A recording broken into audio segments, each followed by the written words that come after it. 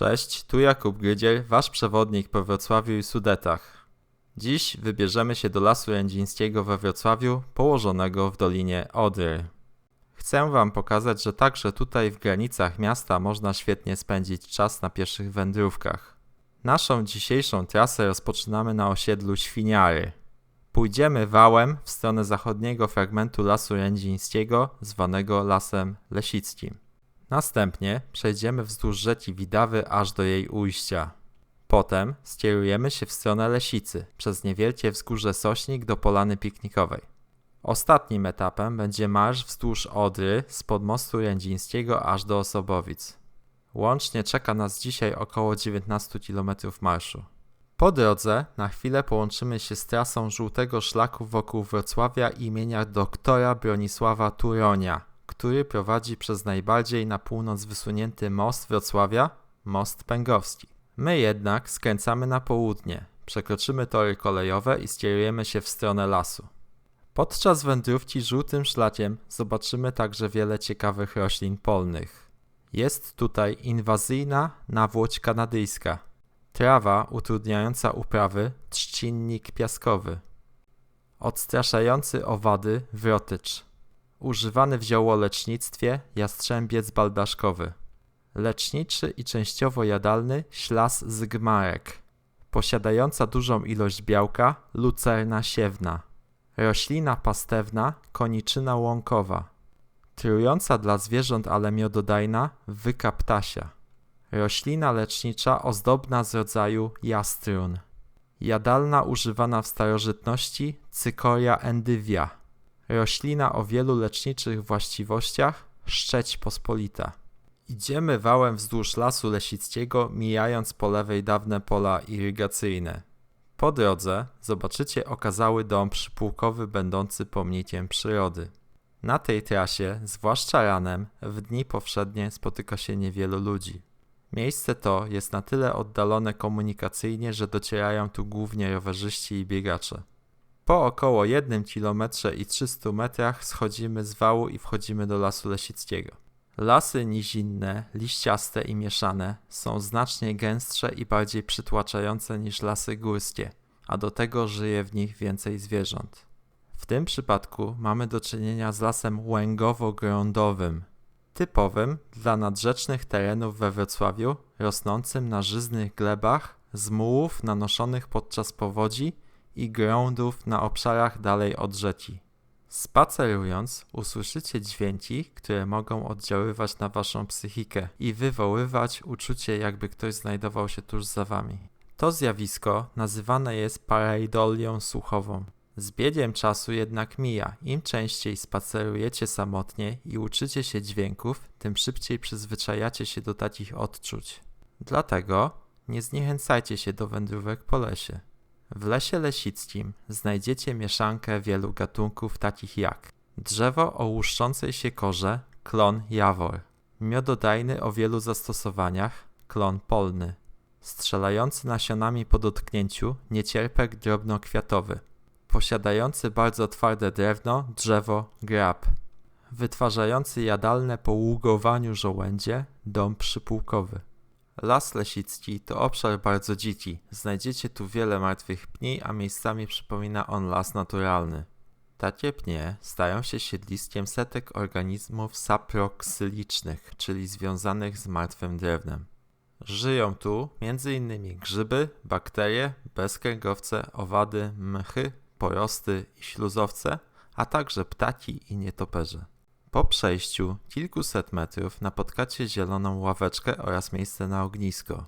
Trudno powiedzieć, czy zostało ono wyznaczone oficjalnie, czy powstało w sposób nieformalny. Gdy rozejrzycie się dookoła, cały obszar Lasu Lesickiego i Jędzińskiego jest delikatnie pofalowany.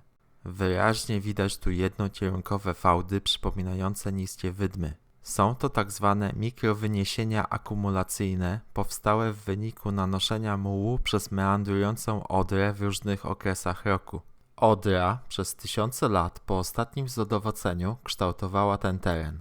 Podczas obfitych opadów i wysokiego stanu wody nanosiła większe ilości mułu i piasku. W okresach suchych, gdy poziom wody był niższy, osadów było zdecydowanie mniej. To właśnie dlatego powstały tu charakterystyczne fałdy i różnice wysokości terenu. Wychodzimy na polanę w lesie lesickim nad brzegiem rzeki Widawy. Jest to jedno z najbardziej dzikich i odludnych miejsc we Wrocławiu, daleko od szlaków komunikacyjnych. Widawa należy do najczystszych rzek w mieście. Jej brzegi porasta bujna roślinność i gęste szuwary trzcinowe. Na powierzchni wody często unosi się rzęsa wodna, która zimą po zamarznięciu tafli opada na dno. Rzęsa wodna ma wiele zastosowań. W przemyśle spożywczym wykorzystuje się ją jako źródło białka, a w rolnictwie jako roślinę pastewną. Na świecie prowadzone są również badania nad jej wykorzystaniem do produkcji biomasy i biogazu. Przy polanie znajduje się także zarośnięty zbiornik, najprawdopodobniej dawny zbiornik przeciwpożarowy albo staw hodowlany. Na łące w tej okolicy spotkacie wiele ciekawych gatunków roślin. Umacniająca brzegi rzeki trawa, tużyca brzegowa. Na dżemy i konfitury śliwa tarnina. Atrakcyjny dla pszczół i motyli haber łąkowy. Dostarczające nektaru, pyłku owadom i nasion dla ptaków przymiotno. Lecznicza, główienka pospolita. Przeciwzapalny i detoksykacyjny bluszczyk kurdybanek. Kawałek dalej zobaczycie kanały odwadniające, które w wielu miejscach są całkowicie zarośnięte rzęsą, tworząc ciekawy efekt wizualny. Obecnie trwają tu prace budowlane związane z budową kładki pieszo-rowerowej na drugą stronę Widawy.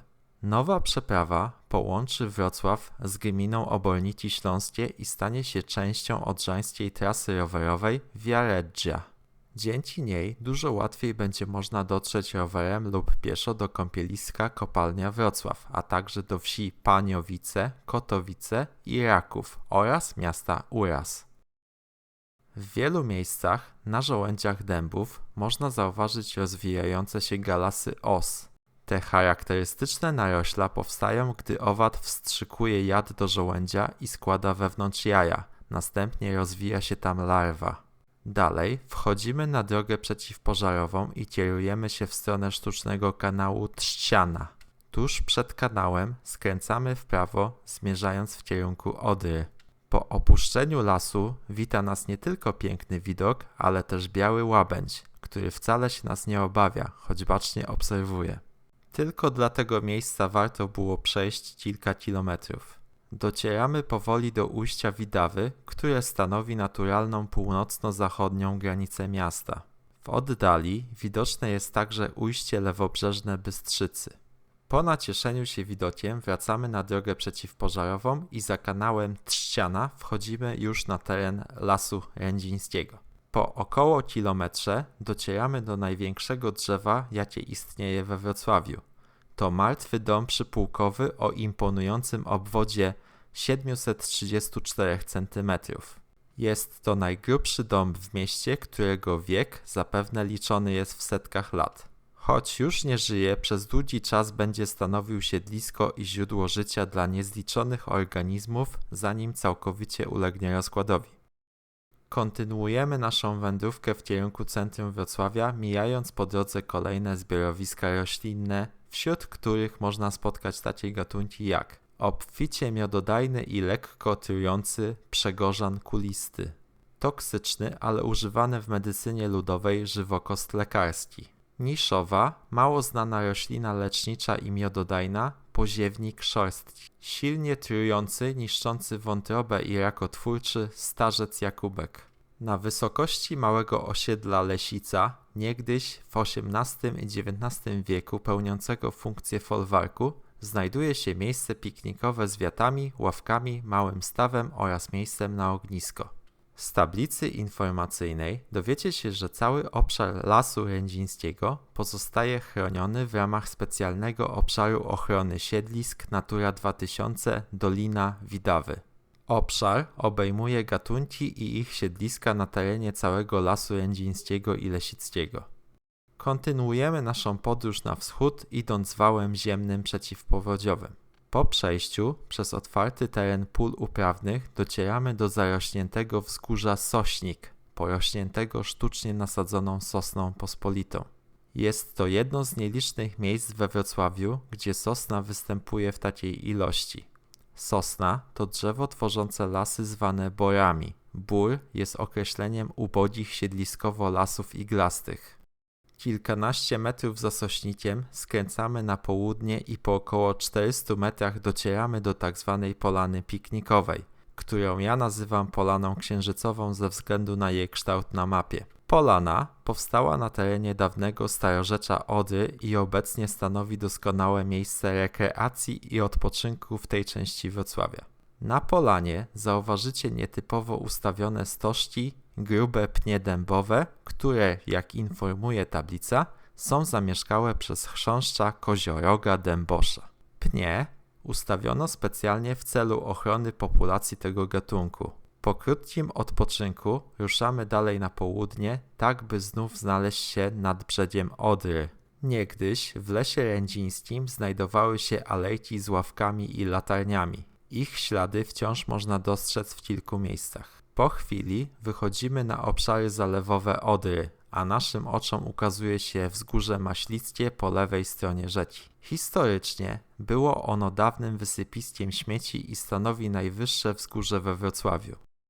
Stamtąd idziemy wzdłuż brzegu Odry w kierunku wschodnim i po krótkim spacerze docieramy do wyjścia z Lasu Rędzińskiego.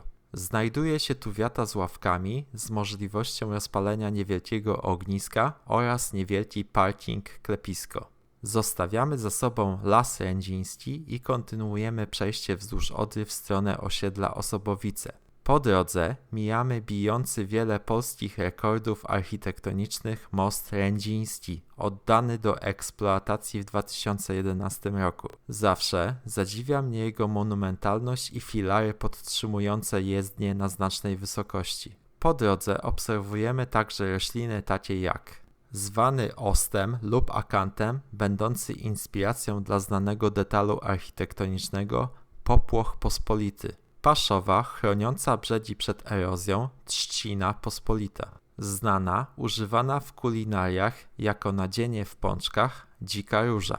Miododajny i niezwykle inwazyjny, roślina terminator, rdestowiec ostrokończysty. Jadalny i leczniczy głuk jednoszyjkowy. I w końcu, po kilku kilometrach docieramy do przystanku Osobowice, skąd wrócę tramwajem do domu. Drodzy Państwo, dziękuję za uwagę, obejrzenie odcinka.